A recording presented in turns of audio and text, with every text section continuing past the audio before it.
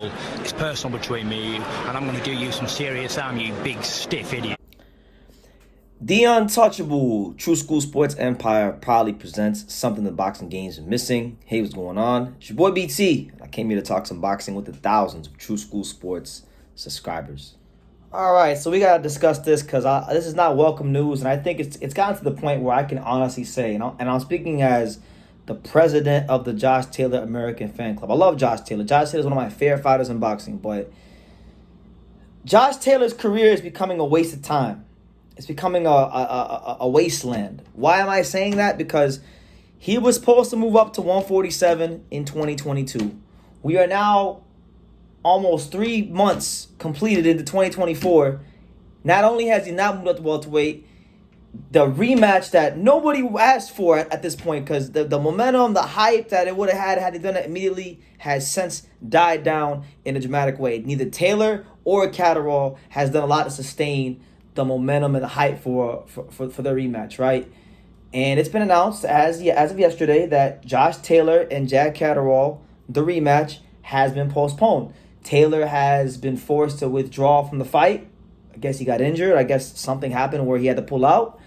And they're looking to fight in early as late May. So make of that what you will. Now, I'm to the point where I'm just like, look, Catterall needs to move on, and he needs to push onwards and upwards and try to, fight some top contenders in the 140 division and try to realize his dreams of being, champion. Actually, like on paper, not just in namesake of being the uncrowned champion, but like actually trying to be champion. He hasn't done anything but fight old Jorge Linares since he fought Taylor. And Taylor, I love Josh Taylor. He's one of the best Scottish fighters in the history of boxing. He's the first undisputed Scottish boxer since Ken Buchanan. So his legacy stamped in the sport.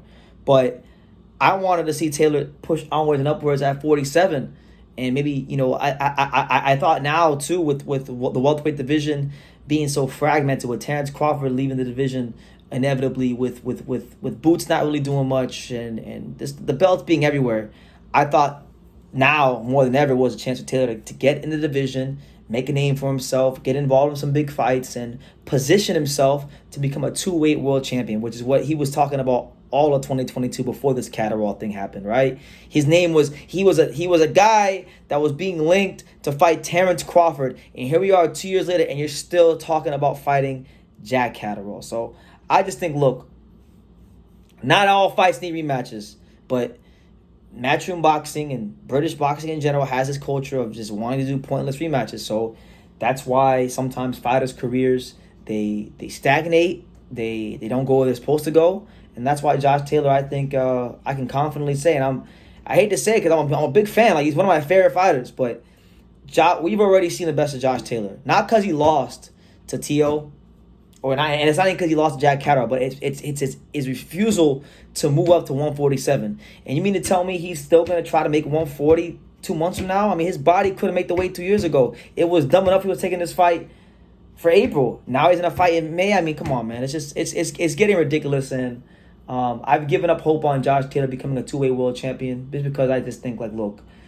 he's a fighter who fights a certain way, and I don't think he's going to be able to fight that way at 47. And I think he's changed coaches so many times. He's got all these different habits now, and it's okay. Some fighters peak early, some guys peak late. I think his career was a career where he may have peaked early, and it's okay. But it's not. I'm not happy making this video. I'm not happy coming to terms with this. But as a fan of him, as someone who's been a fan of his for a long time, this is something that I've had to come to terms with, and I hope that when he does fight Catterall, I hope it's a good fight. I'm sure it'll be a good event when it does take place. But it just seems so pointless. Like, it seems so unnecessary. It would have been great if it would have happened in 2022, but it didn't happen in 2022. And both fighters did almost nothing to keep their momentum going. Combined, like literally combined, both of them had 2 fights. Catterall fought Linares, Taylor fought Lopez and lost. And it is what it is. But that's the news. I don't want to waffle on and complain too much because I'm not a complainer. But I just had to get my quick little thoughts out there on this. Josh Taylor versus Jack Catterall has been in fact postponed. He's pulled out with an injury, and you should be expecting a new fight date soon. So listen, it's a grudge match. I understand this isn't about winning a world title. This is about Jack Catterall proving to the world that he was robbed. And this is about Josh Taylor proving that he just had an off night and that he's levels above Jack Catterall. So I get the premise of why the fight is happening.